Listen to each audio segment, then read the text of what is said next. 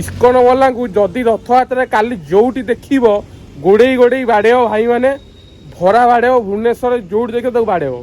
ଟିକେ ଜୟ ଜଗନ୍ନାଥ। ତ ଆପଣମାନେ ଜାଣିଥିବେ ଓଡ଼ିଶାରେ ଏବେ ଇସ୍କନକୁ ବିରୋଧ କରାଯାଉଛି। ଆଉ ଇସ୍କନ ବାଲାଙ୍କୁ କ'ଣ ପାଇଁ ବିରୋଧ କରାଯାଉଛି ଆପଣମାନେ ଠିକ୍ ସେ ସୋସିଆଲ ମିଡ଼ିଆରେ ତ ଜାଣିଥିବେ। ସେମାନେ ମାନେ ଇଂଲଣ୍ଡ ହଉ ମାନେ ବାହାର ବିଦେଶରେ ସେମାନେ ରଥଯାତ୍ରା ଆଗୁଆ କରୁଛନ୍ତି। ଆମେରିକା, ଇଂଲଣ୍ଡ, ପାକିସ୍ତାନ ମାନେ ବିଦେଶୀ ଯେତିକ ଲୋକ ସେମାନେ ଆମ ରଥଯାତ୍ରାକୁ ମାନେ ଆମର ବିଶ୍ୱ ପ୍ରସିଦ୍ଧ ରଥଯାତ୍ରାକୁ ସିଏ ବାହାରେ ଆଗୁଆ କରୁଛନ୍ତି। ଆଉ ଆଗୁଆ ସବୁ କିଛି ଗୋଟେ ମାନେ ଚଲାଉଛନ୍ତି। ଠାକୁର କ'ଣ ଖେଳନା? ତମେ ନିଜେ କୁହ, ଠାକୁର କ'ଣ ଖେଳନା କି? ତ ଏମାନେ ଗୋଟେ ଧନ୍ଦା ଚଲେଇଛନ୍ତି। ଏମାନେ ଅପମାନ କରୁଛନ୍ତି ଜଗନ୍ନାଥ ସଂସ୍କୃତିକୁ। ଆଉ ଏମାନେ ଖାଲି ପଇସା ପାଇଁ ଏମାନେ ଆଉ ଭାଇରାଲ ପାଇଁ କିଛି ବି ଏମାନେ କରୁଛନ୍ତି।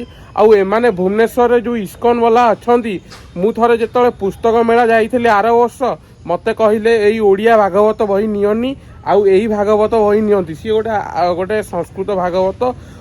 ଦେଖନ୍ତୁ ଭଗବାନ ସମାନ ମାନୁଛି, କିନ୍ତୁ ଓଡ଼ିଆ ମହାପୁରୁଷ ଯେଉଁ ଲେଖିଛନ୍ତି ଜଗନ୍ନାଥ ଦାସ ଯେଉଁ ଆମର ଭାଗବତ, ସେଇଟାକୁ ସେମାନେ ମନା କରିଦେଉଛନ୍ତି, ବିରୋଧ କରୁଛନ୍ତି। ମୋତେ ବହୁତ ଖରାପ ଲାଗିଲା। ଗଭର୍ଣ୍ଣମେଣ୍ଟ ତାଙ୍କୁ ମାନେ କ୍ୟାମ୍ପ ଦେଇଥିଲା। ଆଉ ମୋତେ ବି ଖରାପ ଲାଗିଲା। ମୁଁ କହିଲି ଆମର ଓଡ଼ିଆ ଭାଗବତ ମହାପୁରୁଷ ପଞ୍ଚମହାପୁରୁଷ ଜଗନ୍ନାଥ ଦାସ ନିଜେ ଲେଖିଛନ୍ତି, ଓଡ଼ିଆରେ ଅନୁବାଦ କରୁଛନ୍ତି, ଆମେ ସେଇଟାକୁ ପଢ଼ିବୁ।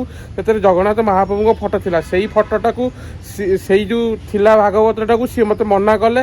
ତାପରେ କହୁଛନ୍ତି ଏଇ କୃଷ୍ଣ ଯେଉଁ ଅଛନ୍ତି ଏଇ ଭାଗବତଟାକୁ ପଢ଼ିବ। ମୁଁ କହିଲି ନାଇଁ ନାଇଁ, ମୋର ଓଡ଼ିଆ, ଆମେ ଓଡ଼ିଆ ଲୋକ, ଆମେ ଓଡ଼ିଆ ପଢ଼ିବୁ ଆଉ ଓଡ଼ିଆ ବିଷୟରେ ଜାଣିବୁ। ଆମ ଭଗବାନ ଆମ ପାଇଁ କ'ଣ ଲେଖିଛନ୍ତି, ଓଡ଼ିଆ ଭାଗବତ ଆମେ ପଢ଼ିବୁ। ତ ସିଏ ଆମକୁ ସେଗୁଡ଼ା କହିଲା। ଆଉ ଗୋଟେ କଥା, ଇସ୍କନ ବାଲା କିଛି ଦିନ ତଳେ କହୁଥିଲେ ଆମର ଏଠି ଭୁବନେଶ୍ୱରରେ ଅନ୍ନପ୍ରସାଦ ମାନେ ଆମର ମହାପ୍ରସାଦ ବାହାରୁଛି, ଆଉ ଇସ୍କନରେ ଆମର ଭଲ ନମ୍ବର 1 ଖାଇବା। ତମର କି ବାଳ ଖାଇବା? ଆସ ଭୁବନେଶ୍ୱର ଲିଙ୍ଗରାଜ ମହାପ୍ରଭୁଙ୍କର ଆସ, ଅନ୍ନପ୍ରସାଦ ଆମର ଖାଇବ, ଲିଙ୍ଗରାଜଙ୍କର ଅବଢ଼ା ଖାଇବ ମହାପ୍ରସାଦ, ତାପରେ କହିବ। ଅନନ୍ତ ବାସୁଦେବର ଅବଢ଼ା ଖାଇବ ମହାପ୍ରସାଦ, ତାପରେ କହିବ ନମ୍ବର 1 ଅବଢ଼ା। ଆଉ ପୁରୀରେ ମହାପ୍ରଭୁଙ୍କର ଜଗନ୍ନାଥଙ୍କର ଅବଢ଼ା ଖାଇବ ନମ୍ବର 1।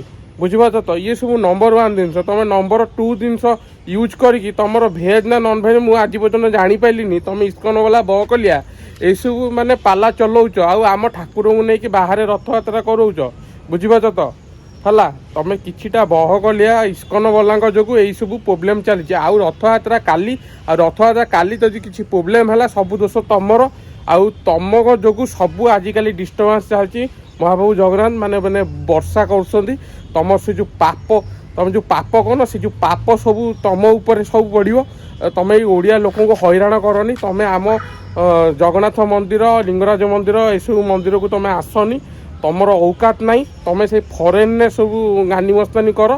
ଆମର ଏଇଠି ତମ ପାଇଁ ମେଡ଼ିସିନ ବି ବାହାରି ଯାଇଛି। ଏ ଦେଖ ତମ ପାଇଁ ଆଣ୍ଟି ଇସ୍କନ ମିଜାଇଲ୍ ରଖା ହେଇଛି। ଓଡ଼ିଆ ଲୋକ ଯେଉଁ ଇସ୍କନରେ ଯାଇକି ମିଶୁଛନ୍ତି ସେଇମାନଙ୍କ ପାଇଁ ରଖା ହେଇଛି। ତମେ ସବୁ ପାଲା ଚଲେଇଛ ନା, ବହକଲିଆ ଇସ୍କନ ବାଲା। ଖାଲି ମାଡ଼ ଦରକାର ତମକୁ ଖାଲି ମାଡ଼ ଦରକାର। ତମେ କିଛି ମାନେ ଆମ ଠାକୁରଙ୍କୁ ତମେ ନିନ୍ଦୁଛ ହେରେ, ଆମଠୁ ଖାଇକି ଆମ ପାଖରେ ନିନ୍ଦୁଛ ହେରେ। ତମେ କେତେ ହାରାମି ଲୋକ ଜାଣିଛ? ରଥଯାତ୍ରା କରୁଛ, ତାପରେ ତମେ ଇନଷ୍ଟାଗ୍ରାମ ଆଉ ଫେସବୁକ୍ ସୋସିଆଲ ମିଡ଼ିଆରେ ଫେକ୍ ଆକାଉଣ୍ଟ ଖୋଲିକି ସୋଦାସୋଦି କରୁଛ ଆମ ଓଡ଼ିଆ ଲୋକଙ୍କୁ, ଆମ ଗଜପତି ମହାରାଜକୁ ତମେ ସୋଦାସୋଦି କରୁଛ। ତମକୁ ଖରାପ ଲାଗୁନି? ଲାଜ ଲାଗୁନି? ଛି, ଏତେ ଅପମାନ ତମେ କରୁଛ ଆମ ଓଡ଼ିଆ ସଂସ୍କୃତି, ଜଗନ୍ନାଥ ସଂସ୍କୃତି କି। ତମେ ଯେଉଁ ଯୁଆଡ଼େ ଅଛ ନା, ଭରା ମାଡ଼ ଦରକାର ତମକୁ।